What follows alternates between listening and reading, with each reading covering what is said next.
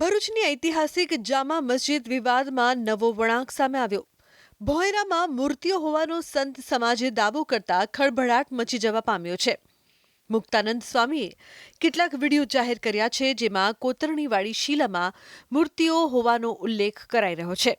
ઉલ્લેખનીય છે કે ભરૂચની ઐતિહાસિક જામા મસ્જિદ ભારત સરકારના પુરાતત્વ વિભાગ હેઠળ સંરક્ષિત સ્મારક તરીકે નોંધાયેલ છે અને તે સેન્ટ્રલી પ્રોટેક્ટેડ મોન્યુમેન્ટ્સ તરીકે ઓળખાય છે.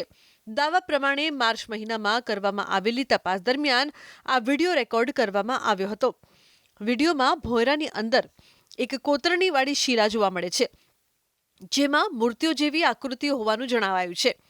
તો મુક્તાનંદ સ્વામી દ્વારા એવો પણ દાવો કરાયો છે કે મસ્જિદ પરિસરમાં આવેલા કૂવાની યોગ્ય રીતે સફાઈ અને વૈજ્ઞાનિક તપાસ કરવામાં આવે તો વધુ મૂર્તિઓ અથવા ઐતિહાસિક અવશેષો મળી શકે છે.